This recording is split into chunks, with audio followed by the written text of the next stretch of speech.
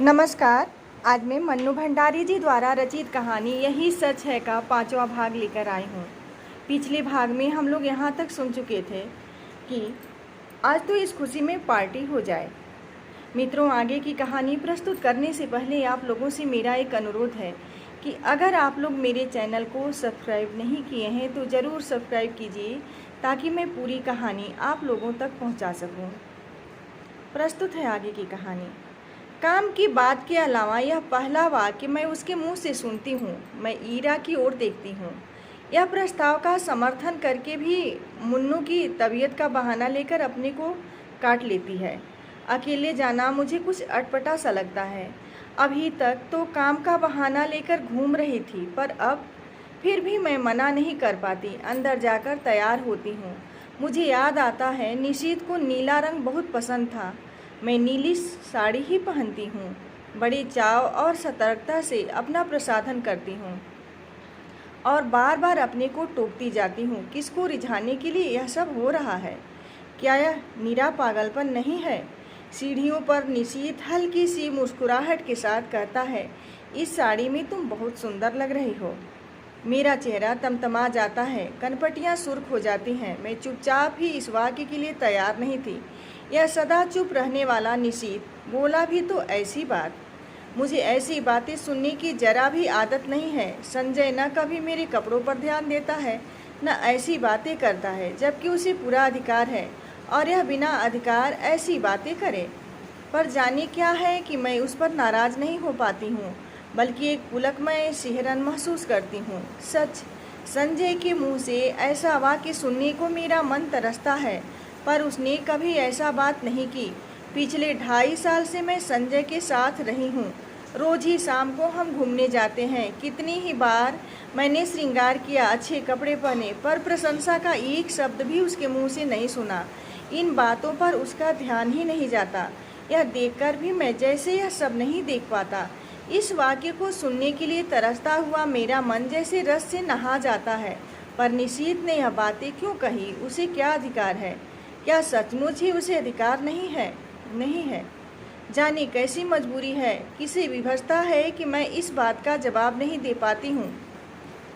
निश्चयात्मक दृढ़ता से नहीं कह पाती कि साथ चलते इस वक्त व्यक्ति को सचमुच ही मेरे विषय में ऐसी अवांछित बात कहने का कोई अधिकार नहीं है। हम दोनों टैक्सी में बैठते हैं। मैं सोचती हूँ मैं आज इसे संजय की बात बता दूंगी। Sky room. निशीत टैक्सी वाले को आदेश देता है। टून की घंटी के साथ मीटर डाउन होता है और टैक्सी हवा से बातें करने लगती है। निशीत बहुत सतर्कता से कोने में बैठा है।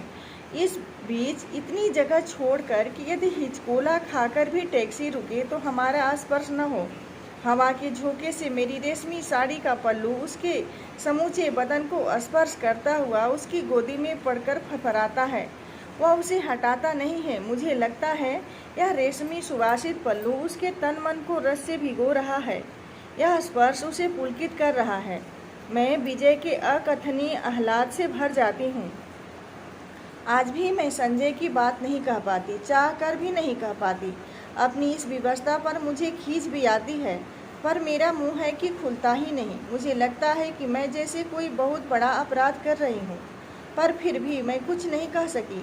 यह निशीत कुछ बोलता क्यों नहीं? उसका यूँ कोने में दुबक कर निर्विकार भाव से बैठे रहना मुझे कतई अच्छा नहीं लगता।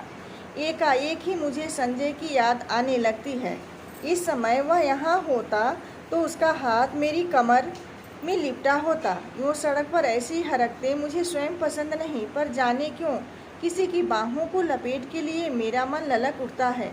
मैं जानती हूँ कि जब निशीत बगल में बैठा हो उस समय ऐसी इच्छा करना या ऐसी बात सोचना भी कितना अनुचित है, पर मैं क्या करूँ? जितनी द्रुत गति से टैक्सी चली जा रही है मुझे अच्छा लगता है, उतनी ही द्रुत गति से मैं भी बहू जा रही हूँ अनुचित अवांछित दिशाओं की ओर। टैक्सी झटका खाकर रुकती है तो मेरी चेतना लौटती है। मैं जल्दी से दाहिनी ओर पर का फाटक खोलकर कुछ इस हड़बड़ी से नीचे उतरती हूँ, मानो अंदर निशीत मेरे साथ कोई बदतमीजी कर रहा हो।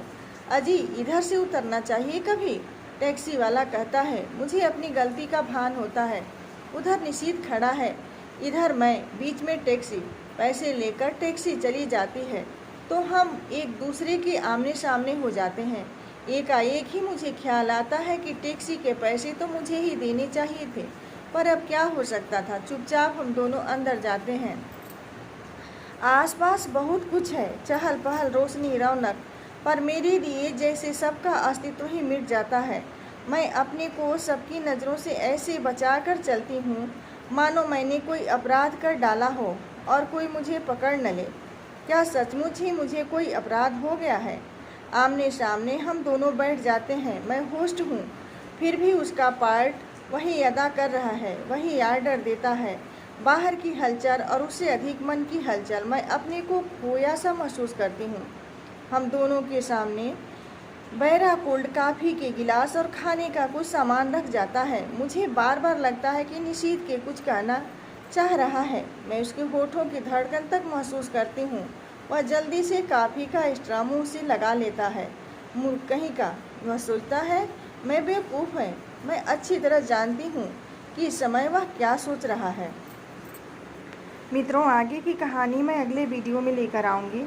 अगर आपको यह कहानी पसंद आई हो तो आप लाइक कमेंट ज़रूर कीजिएगा। धन्यवाद।